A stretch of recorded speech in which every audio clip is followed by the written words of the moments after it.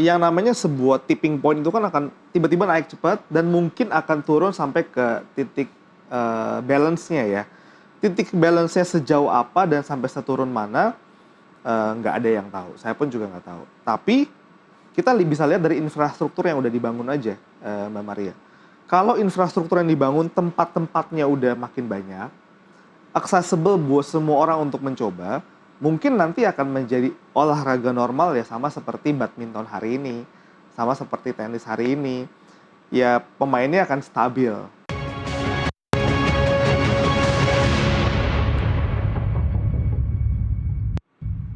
Anda kembali lagi di Nusantara Economic Update di segmen khusus Industry 360 bersama saya Maria Anneke.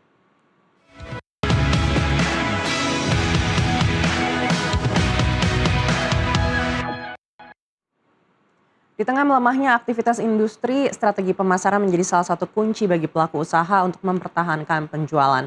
Berbagai upaya dilakukan mulai dari memperluas jaringan distribusi hingga mengoptimalkan pemasaran digital agar tetap mampu bersaing. Perlambatan aktivitas industri berdampak pada menurunnya permintaan di berbagai sektor. Kondisi ini membuat pelaku usaha dituntut lebih adaptif dalam menjangkau pasar dan menjaga arus penjualan. Selain mengandalkan penjualan konvensional, banyak pelaku usaha kini memanfaatkan platform digital dan media sosial untuk menjangkau konsumen yang lebih luas serta meningkatkan daya saing produk. Pelaku usaha berharap penguatan strategi pemasaran mampu menjaga kinerja penjualan di tengah tantangan industri, sekaligus mendorong pemulihan usaha secara bertahap.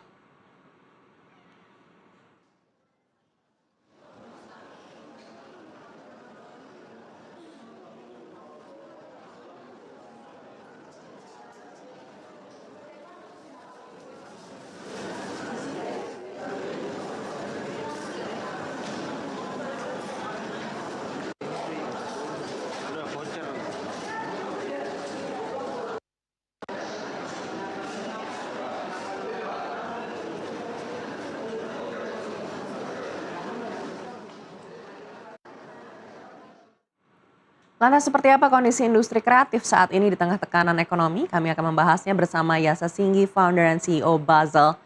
Pak Yasa Singgi, selamat pagi, Selamat selamat pagi. datang di Studio Nusantara TV. Apa kabar? Baik, terima kasih. Baik, kalau kita melihat pertumbuhan dari industri, ini kan sepertinya agak sedikit terhambat nih, entah karena masalah daya beli atau memang karena ketidakpastian yang membuat pelaku industri ini banyak yang wait and see juga begitu. Apakah ini sudah terlihat juga di klien-klien Basel? Ya, memang kalau dilihat tahun 2026 ini dia kondisinya lumayan mix. Kemarin waktu kita coba cek datanya 50% masih mengalami pertumbuhan, 50%-nya lagi menahan budget marketingnya dan masih wait and see. Dilihat dari pertumbuhannya sebenarnya masih lumayan naik untuk yang 50% pertama, tapi yang 50% berikutnya ini memang yang wait and see ini yang perusahaannya sudah lebih mature. Ya secara omsetnya udah jauh lebih besar dibandingkan yang pertama.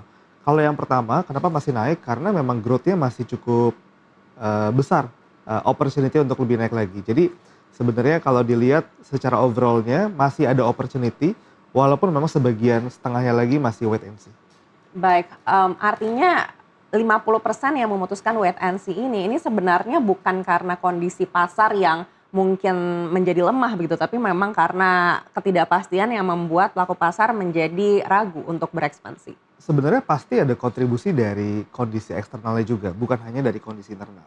Kondisi internal yang memutuskan untuk wait and see pasti melihat dari faktor yang ada di luarnya juga. Dan bukan hanya dari kondisi ekonomi, tapi misalnya kalau kita lihat pertumbuhan penjualan yang awalnya sangat tergantung dengan marketplace, hari ini marketplace itu menaikkan admin fee-nya. Dan banyak platform-platform sudah mulai mengejar untuk profitabilitasnya. Dan itu pasti akan mempengaruhi margin dari brand-brand yang kami pegang. Sehingga mereka juga banyak yang wait and see melihat kira-kira kalau pengen ngegas lagi marketingnya, marginnya masih ada atau enggak gitu. Jadi pasti internal dan eksternal ini saling berkaitan satu sama lain. Baik, artinya kenaikan biaya layanan di e-commerce ini menjadi faktor pertama 50% klien Basel tadi menunda ekspansinya. Ya bukan hanya itu aja, misalnya yang kemarin waktu dolar sampai 18.000, pada saat brand-brand kami punya bahan baku sangat ketergantungan dengan dolar, pada saat dolarnya naik, harganya naik, plastik naik, semuanya naik, pasti kan ada yang harus dikalkulasi ulang. Dan biasanya pada saat dikalkulasi ulang, pada saat margin harus tergerus, biasanya yang ditahan pertama kan adalah budget marketing. Makanya mereka mulai wait and see melihat apakah ada perbaikan dari segi tersebut sebelum menaikkan budget marketingnya lagi. Ini menarik ya, karena kalau tercermin dari data di kuartal 1, pertumbuhan ekonomi ini kan masih relatif baik begitu. Dan kalau kita lihat dari PPN dan PPNBM, ini bahkan masuknya juga luar biasa tinggi begitu. Apakah sebenarnya kondisi market saat ini menurut penilaian Basel memang sedang menurun begitu? Atau memang ini sebenarnya hanya keraguan saja karena memang rupiah melemah dan juga kondisi geopolitik? Oke. Mungkin saya bisa berkaca ke 5-6 tahun lalu pada saat Covid. Waktu lagi Covid kan ekonomi kita turun dan bahkan sampai minus. Tapi pada saat lagi Covid, ada berapa banyak brand online yang tiba-tiba muncul, meledak. Jadi sebenarnya mungkin bisa jadi adalah perpindahan. Yang awalnya orang belanja lewat offline dan tiba-tiba waktu itu digital lagi sangat naik dan mereka semua menikmati krisis tersebut. Dan mungkin pada saat ini juga terjadi demikian. Orang mulai mencari cara baru untuk menjual produknya. Kami pun sebagai orang marketing mulai mencari channel penjualan baru untuk membantu brand-brand kami supaya bisa tetap naik. Jadi, apakah masih ada opportunity? Masih ada. Apakah faktor eksternal sangat berpengaruh? Sangat berpengaruh juga. Baik, artinya yang terjadi saat ini menurut Anda adalah shifting? Yes, shifting, betul. Jadi yang awalnya selama 5-6 tahun terakhir kita menikmati penjualan yang dibantu, digenjot oleh banyak platform. Hari ini udah mulai berpikir hal yang lain. Yang awalnya semuanya sangat ketergantungan dengan e-commerce dan hari ini mulai berpikir cara lain juga. Jadi sebenarnya walaupun ada banyak tantangan, kita harus pikirin cara baru untuk membantu mereka sih. Baik, strategi bisnis apa yang dilakukan oleh UMKM yang selama ini bergantung pada e-commerce? Apakah ini artinya ke depannya website pribadi untuk penjualan online ini akan bermunculan? Oke. Sebenarnya website pribadi dari zaman dulu kan sudah ada ya. Orang udah mulai bikin website pribadinya buat belanja. Tapi masalahnya tidak digunakan sebagai channel penjualan Tidak utama. maksimal begitu ya? Karena e-commerce ini mendorong penjualan dengan memberikan subsidi sangat besar. Diskonnya sangat besar, gratis ongkir, promo-promo. Tapi pada saat admin fee-nya sudah lebih dari 25% atau bahkan sampai 30%, belum lagi dengan PPN-nya, pasti kan orang mulai berpikir cara lain. Karena awalnya dulu waktu saya membantu banyak brand masuk ke online, alasan mereka masuk ke online adalah karena biaya department store di offline ini mahal, biaya consignment di offline mahal. Tapi hari ini kalau kita lihat, harga nilai admin fee marketplace dengan consignment di department store udah mulai mirip. Sehingga orang mulai berpikir lagi kalau gitu boleh dong kalau kita masuk ke departemen offline aja. Consignment offline not really bad sebenarnya. Dan mulai berpikir untuk masuk ke channel penjual sendiri. Atau bahkan mulai berpikir untuk kalau misalnya admin fee-nya udah cukup besar tiap bulan, apa bikin toko sendiri ya, baik di offline maupun di online. Jadi kalau saya lihat arahnya sekarang makin ke sana. Baik, tapi kalau Basel sendiri menilai performa penjualan di offline saat ini tuh seperti apa sih dibandingkan dengan di online? Karena kalau kita melihat mall-mall ini kan banyak yang sebenarnya masih kosong juga begitu space untuk tenannya. Oke. Online dan offline hari ini makin jadi penting ya. Brand-brand yang kami pegang rata-rata adalah brand yang punya penjualan di online yang cukup kuat, tapi juga punya presence di offline. Dan kalau saya lihat memang dua-dua ini punya market yang bersama-sama ini berbeda, Mbak Maria. Nggak saling makan satu sama lain. Jadi ada brand yang kami pegang punya toko offline yang cukup bagus. Waktu kita bikin toko online-nya, kita pikir awalnya penjualan toko offline-nya akan keserap ke online. Tapi ternyata enggak. Toko offline-nya jalan, toko online juga jalan sendiri. Jadi kalau dilihat sebenarnya tergantung dengan size-nya nih, Mbak Maria. Kalau perusahaan tersebut sudah levelnya sudah menengah dan menengah atas, hari ini sangat amat terdampak. Tapi kalau levelnya masih mikro ke menengah, mereka masih menikmati pertumbuhan sejujurnya. Jadi memang tergantung dengan size bisnis, makanya saya pecah dengan 50-50. Yang terdampak ini yang memang sudah cukup mature perusahaannya, jumlah karyawannya udah 50-100 orang, sudah comply dengan banyak sekali peraturan-peraturan, sehingga mereka pasti akan wait and see di zaman hari ini. Tapi perusahaan yang masih agile, masih sangat cepat, masih menikmati keleluasaan lah, mereka masih menikmati pertumbuhan yang cukup baik sebenarnya hari ini. Seberapa besar sih alokasi budget marketing untuk perusahaan yang skalanya kecil dan menengah atau UMKM? Oke, memang tergantung dengan industri dan tergantung juga dengan channelnya online dan offline. Tapi roughly budget marketing around 10% sebenarnya. Dari omset? Dari omset. 10% dari omset dipecah lagi biasanya dari budget marketing tersebut ada yang masuk ke advertising, ada yang masuk ke promotion, ada yang masuk ke sales, ke selling, tapi roughly biasanya 10%. Baik, untuk yang menengah hingga besar, berapa besar untuk alokasi budget marketingnya saat ini? Sebenarnya sama, tapi biasanya pada saat budget marketing itu akan relatif menurun pada saat brand makin kuat. Jadi pada saat brand justru baru, budget marketing pasti lebih besar. Tapi untuk brand-brand yang cukup mature, mereka menikmati brandnya yang udah punya value cukup besar. Sehingga budget marketingnya bisa turun dari 10% mungkin ke 7%, ke 6%. Bahkan untuk beberapa toko offline yang kami pegang, budget marketing itu di bawah 3%. Karena toko tersebut sudah menjadi budget marketingnya yang sebenarnya masuk ke biaya sewa. Tapi tidak dianggap sebagai budget marketing. So, relatif, tapi semakin besar brand, justru budget marketingnya akan semakin hemat. Baik, lalu seperti apa arah dari strategi marketing brand saat ini? Kita mulai mungkin dari yang UMKM terlebih dahulu begitu. Media-media apa yang menjadi sasaran marketing untuk brand-brand UMKM saat ini?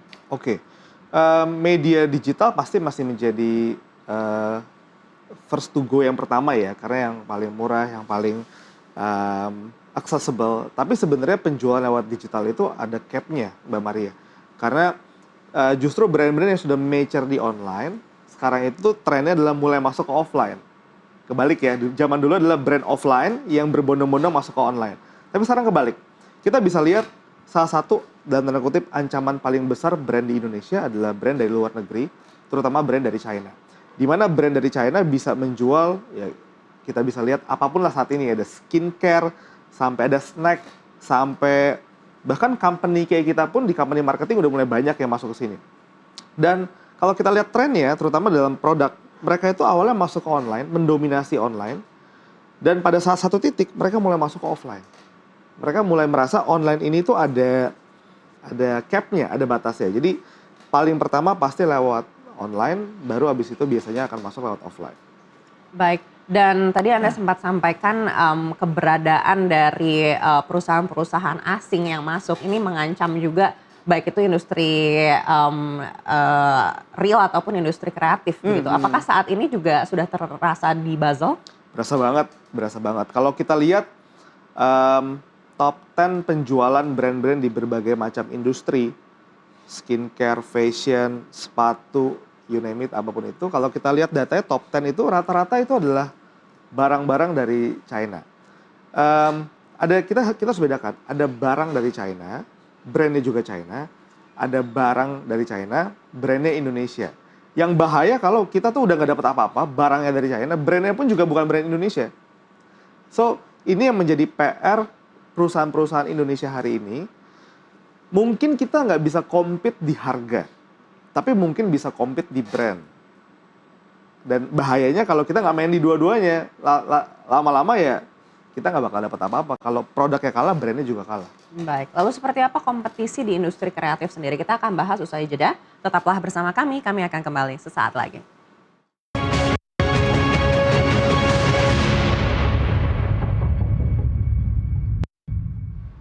Anda kembali lagi di Industry 360 dan saya juga masih bersama dengan Yasa Singgi, founder and CEO Basel. Iya Pak Yasa, tadi kita sudah bahas seperti apa potensi dari industri kreatif di Indonesia begitu. Tapi kalau melihat dari kompetisi saat ini di mana banyak juga perusahaan-perusahaan asing yang juga mulai tertarik dengan pasar yang ada di Indonesia, di industri kreatif sendiri seberapa kompetitifnya saat ini? For sure kita kalau compete sama harga, kita nggak bisa compete, terutama lawan China.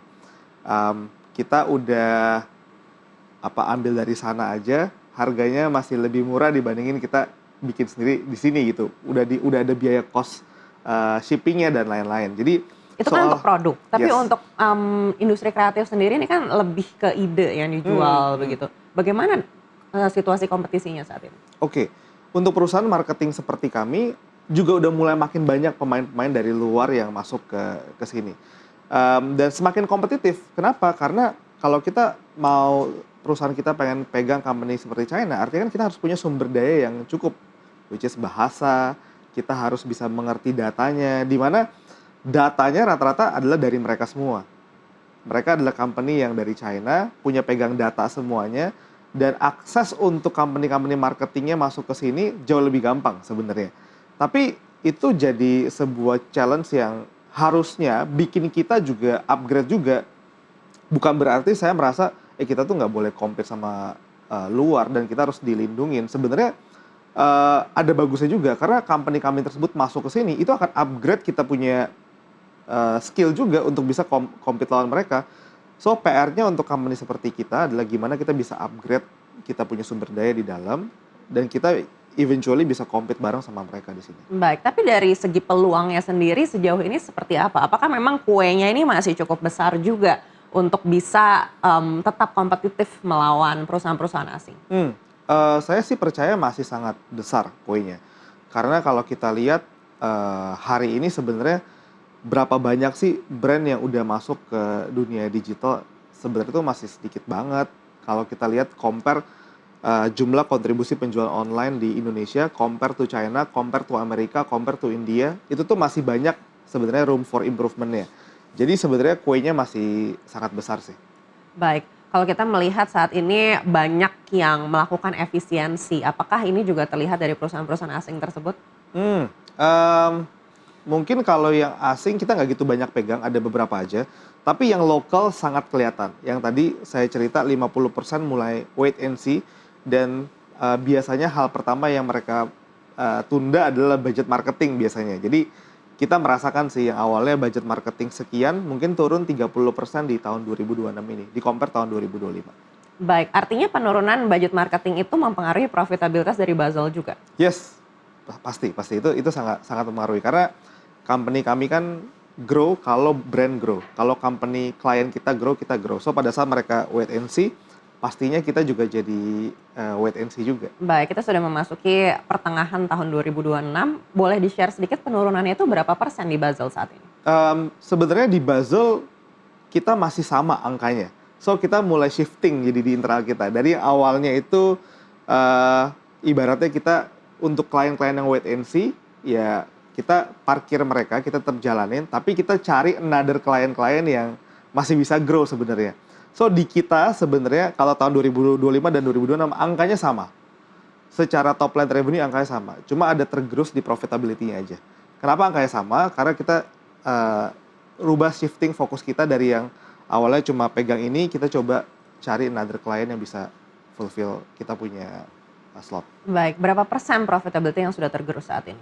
Rasanya mungkin hampir 30-40% juga turun profitability dari tahun lalu ke tahun 2026. Baik, tapi kan kita masih ada setengah tahun lagi nih, atau mungkin kurang dari setengah tahun menuju ke akhir tahun. Strategi apa yang akan dilakukan Basel mungkin untuk bisa mengejar ketertinggalan profitabilitas yang tadi katanya sampai 30% itu? Iya, kita mulai fokus ke klien yang masih bisa menikmati pertumbuhan hari ini, yaitu adalah klien yang saya lebih kecil sebenarnya.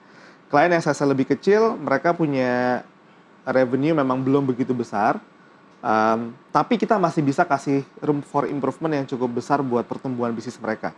Dan mereka masih bisa menikmati pertumbuhan itu di ekonomi hari ini. Jadi kita mulai banyak mengincar fokus kita ke sana. Kita juga ada melakukan beberapa diversifikasi unit usaha. Jadi bukan hanya bikin service, tapi kita ada bikin sertifikasi, bikin training, dan lain-lain. Baik, apakah ini artinya biaya untuk servisnya sendiri juga diturunkan untuk klien-klien yang katanya masih agile itu? Enggak sih, memang dari awal kita 5-6 tahun lalu kita juga bisa kasih servis kita ke klien yang lebih kecil. Cuma memang harganya aja yang berbeda dengan klien korporat yang lebih besar. So sebenarnya nggak menurunkan harga, kita cuma diversifikasi kita punya klien. Yang awalnya dulu kontribusi klien-klien besarnya lebih banyak, sekarang kita coba kurangin itu, kita kasih ke klien-klien yang lebih kecil. Baik, tren dari apa yang diinginkan oleh klien-klien kecil itu di pertengahan 2026 itu seperti apa sih saat ini? Karena mereka masih menikmati pertumbuhan itu, ya mereka masih demand-nya ke kita masih untuk grow ya, untuk grow terus, budget marketingnya juga masih ditambah. Ini adalah klien-klien yang masih menikmati, nggak gitu merasa ekonomi itu lagi ada apa-apanya gitu. Jadi yang mereka mau saat ini ya justru gas terus, karena justru di titik-titik krisis kayak gini, ini kan adalah titik-titik turnaround. Dimana dulu waktu tahun COVID 2020, saat budget orang-orang lagi ditahan, orang yang berhasil maksimalin budgetnya dan grow, mungkin mereka bisa lari lebih cepat karena orang lain lagi pada jalan semuanya, lagi pada wait and see. Justru banyak yang prediksi saya akan ada banyak brand-brand besar yang lahir dari hari ini. Karena di saat brand-brand besar lagi pada nunggu, ada brand-brand kecil and medium yang lagi lari cepat, tiba-tiba mungkin tahun depan bisa aja ngelewatin brand-brand yang udah lebih besar. Baik, untuk sektornya sendiri, sektor apa yang menurut Basel di tahun ini nih berpeluang untuk menjadi perusahaan yang lebih besar? Oke, kalau kita ingat Mbak Maria setahun, 2 tahun, 3 tahun lalu, skincare lagi naik banget, lagi tumbuh besar. Surprisingly tahun ini enggak. Tahun ini kita ngelihat udah sangat stuck untuk di industrinya. Brand-brand yang masuk ke kita di situ juga jauh lebih sedikit dibandingin tahun-tahun lalu. Tapi yang menarik tahun ini yang dirasakan paling kenceng itu adalah wellness. Kalau Mbak Maria liatin seberapa trennya belakangan ini pedal, Hyrox, dan itu rasanya menciptakan sparks untuk industri wellness, bukan hanya pada activity-nya aja, tapi pada produknya. Sportswear, celana olahraga, baju olahraga, vitamin, suplemen, whey protein. Orang udah mulai berpikir jangka panjang untuk wellness-nya. Jadi itu satu industri yang sangat menarik yang saya lihat tahun ini hampir semua 100% wellness yang kami pegang itu lagi naik. Baik, dan menurut Basel sendiri untuk industri wellness ini potensinya sebesar apa di Indonesia, terutama hingga akhir tahun 2026? Wah, besar banget. Banyak orang bilang, wah ini pedal udah mulai mati. Kalau kita lihat enggak, pedal enggak mati. Pertumbuhan pemain pedal setiap bulan itu masih naik terus all time high. Cuma kemarin supply and demand ini kecepatan. Di supply-nya ini kecepatan sehingga hari ini banyak lapangan-lapangan yang mulai agak kosong dan sepi. Tapi sebenarnya masih naik terus. Even ini aku bicara spesifik pedal dulu ya. Aku dengar pedal nanti ke depannya target jangka panjang akan masuk ke Asian Games, akan masuk ke Olimpik. Pasti itu akan makin naik lagi. Sama juga dengan Hyrox. Kemarin kita lihat ada acara Hyrox, rame banget. Dan rasanya sampai tahun ini sih bakal, menurut saya belum sampai ke peak-nya. Mungkin tahun depan atau 2 tahun lagi akan nyampe ke peak-nya dari masing-masing olahraga itu. Dan akan membantu industri wellness itu akan naik. Produk-produk itu akan bermunculan. Karena kalau saya lihat, kemarin even di acara Hyrox, itu brand tuh udah mulai masuk. Udah ada sponsorship, masing-masing pemain tuh udah pakai disponsorin brand masing-masing. Dan itu akan makin menarik sih game-nya ke depannya. Baik, tapi Basel sendiri menilai untuk wellness ini, terutama pedal dan Hyrox ini seasonal nggak sih? Karena sebelumnya kita juga sudah melihat animo yang seperti ini di cycling, lalu di running, dan akhirnya lama-lama tergerus juga dengan adanya olahraga yang baru begitu. Apakah ini hanya menunggu waktu saja sampai akhirnya ada sesuatu yang baru muncul? Oke, bisa jadi yang namanya sebuah tipping point itu kan akan tiba-tiba naik cepat dan mungkin akan turun sampai ke titik balance-nya ya. Titik balance-nya sejauh apa dan sampai seturun mana, nggak ada yang tahu. Saya pun juga nggak tahu. Tapi kita bisa lihat dari infrastruktur yang udah dibangun aja, Mbak Maria. Kalau infrastruktur yang dibangun, tempat-tempatnya udah makin banyak, accessible buat semua orang untuk mencoba, mungkin nanti akan menjadi olahraga normal ya, sama seperti badminton hari ini, sama seperti tenis hari ini. Ya pemainnya akan stabil gitu. Tapi udah nggak yang hype lagi. Definisi hype itu adalah semua orang mencoba pertama, nggak ngerti pun main. Mungkin nanti akan mencapai ke titik normalnya, yang main, yang happy, yang passion dan suka dengan olahraganya. Baik, akhirnya nanti mungkin akan ke filter sendiri begitu ya. Dan untuk 5 tahun ke depan, seperti apa Basel melihat pertumbuhan industri kreatif di Indonesia? Kita harus benar-benar fokus menjadi negara produsen brand. Kita harus bisa Indonesia itu menciptakan brand-brand keren, bukan hanya produk-produk keren aja. Apa sih definisi produk keren, brand keren? Seringkali Mbak Maria kita tuh bangga dengan narasi-narasi seperti ini. Pernah nonton ini gak? Misalnya Piala Dunia, itu bolanya dari kita loh, ya kan? Itu baju dari kita, negara ini, atau apapun itu, kita bangga sebagai negara produsen. Which is bagus. Itu adalah hal yang harus kita empower terus. Tapi kita juga harus mulai bikinnya itu adalah, kemarin gue ke Jepang ada satu brand kopi Indonesia yang ada di Jepang. Atau brand kopi di Indonesia itu banyak, tapi paling enak tuh masih tuku gitu. Jadi kita harus mulai ada brand-brand lokal yang memang jadi champion at least di negara kita sendiri dulu dan bisa go global. Itu yang menjadi rasanya mimpi forecast kita buat 5 tahun ke depan, ada brand-brand Indonesia yang bisa kita bangga atas brandnya, bukan sekedar produknya aja. Dan itu yang menjadi salah satu misinya Basel untuk empower brand-brand yang kita pegang bisa sampai di level itu. Tantangan terbesarnya dari brand-brand yang ada di Indonesia saat ini untuk bisa naik kelas itu apa? Scalability. Biasanya pada saat mau naik itu scalability-nya, kita punya marketnya, sales marketnya, tapi infrastruktur untuk mendukung brand ini bisa scale itu yang challenging. Contohnya pada saat brand mulai masuk ke, ini yang menjadi polanya brand-brand yang kami pegang, marketnya demand-nya udah mulai makin banyak, scalability produknya udah nggak bisa ngikutin, akhirnya mulai pergi ke China untuk ngikutin produksinya bisa fulfill. Karena di sini belum bisa menyiapkan infrastruktur yang cocok untuk produksinya. Jadi tadi saya bilang produksi itu bukan yang nggak penting karena brand bagus harus disupport sama produksi yang bagus juga. Tapi seringkali itu belum bisa di fulfill di demand. Contoh yang paling simple, kita ada pegang satu brand whey protein. Ya, fulfillment-nya semuanya dari luar negeri, bahan-bahannya. Kita ada pegang brand sepatu, ya sole-nya masih dari luar negeri gitu. Jadi untuk mereka bisa scale harus disupport sama infrastrukturnya juga. Artinya dari industri hulunya ini juga harus dibangun. Betul. Ya? Regulasi juga. Rata-rata kan brand yang kita pegang ini menengah. Dan pada saat ekonomi hari ini kan kelas menengah ini yang paling terjepit dari atas dan dari bawah. Yang paling dalam tanda kutip itu tidak diperhatikan karena dianggap bisa bertahan sendiri. Tapi dia yang paling suffer gitu. So, regulasi saya rasa itu juga jadi penting banget untuk mereka. Gimana bisa mensupport brand-brand kelas menengah ini bisa naik. Kita nggak boleh bangga dengan narasi, wah UKM ini adalah penopang ekonomi. Kita nggak boleh bergantung sama UKM, ya UKM harus naik ke atas gitu. Jangan menarasikan UKM selamanya UKM gitu. Bangga nih UKM banyak.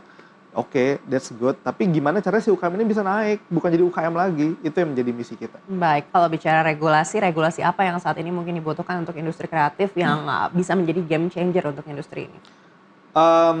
Pertama, regulasi terhadap platform. Saya juga bukan orang yang mengerti hukum.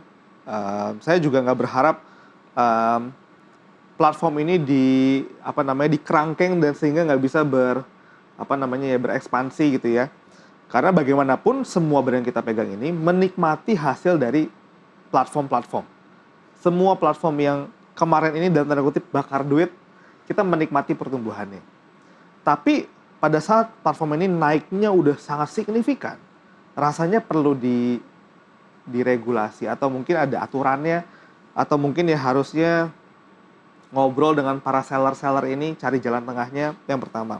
Yang kedua, kemarin juga sempat dengar tuh ada isu pajak buat di marketplace. Itu juga menjadi hot topic yang menjadi kita setiap kali meeting, nanya ke kita, gimana brand-brand yang lain gitu. Dan rasanya butuh banyak ngobrol dengan para brand-brand ini sebenarnya yang terjadi di lapangan tuh kayak gimana sih gitu. Karena memang mungkin kalau saya ngobrol sama teman-teman brand ya Mbak Maria, di laporan keuangan mereka memang masih tumbuh, tapi mereka bilang, tapi margin kita sebenarnya lebih suffer loh, karena kan admin marketplace naik, terus dolar naik, margin kita plastik naik, margin kita tuh tergerus banyak sebenarnya di sini. Jadi top line revenue yang naik belum tentu mencerminkan bottom profitnya yang equal dengan kenaikan di atasnya, dan itu yang rasanya kita harus perhatikan. Nggak bisa melihat dari top line revenue aja. Kadang pertumbuhannya itu kelihatan fake karena di atasnya naik tapi di bawahnya sebenarnya suffer. Baik, mungkin untuk pemirsa yang juga adalah UMKM, boleh nggak kasih tips seperti apa sih dari marketing yang mungkin harus dilakukan oleh brand-brand yang baru mau mulai ini? Oke, saya di Basel, kita mendefinisikan tuh branding adalah pembuatan identitas. Membangun identitas yang bermakna. Marketing is all about demand creation. advertising, offering, selling itu ya push penjualan. Perusahaan tuh harus tahu sebenarnya hari ini masalah dia di mana. Masalah di identitas, masalah di demand, masalah di offering, atau masalah di closing the sales. Pada saat perusahaan bisa mengetahui masalah dia ada di mana, dia akan gampang untuk benerinnya. Tapi banyak orang benerin branding, sebenarnya masalah dia bukan branding, masalah dia tuh advertising yang kurang. Ada orang benerin advertising, mau dipasang billboard kemana-mana, kalau brandnya nggak ada identitas yang bermakna, salah. So, benerin dari branding. So, saran saya buat teman-teman adalah mengetahui masalah di dunia marketing ini, branding marketing, sebenarnya masalahnya itu yang paling pain point-nya di mana. Kalau kita bisa spot on the problem, itu tuh udah beresnya 50%. Karena kita akan bisa kasih solusi yang paling pas buat masalahnya. Baik, sekali lagi terima kasih sudah bersama kami, Yasa Singgi, founder dan CEO Basel. Sampai berjumpa lagi di lain kesempatan. Terima kasih. Dan sesaat lagi kami akan kembali dengan informasi menarik lainnya, tetaplah bersama kami.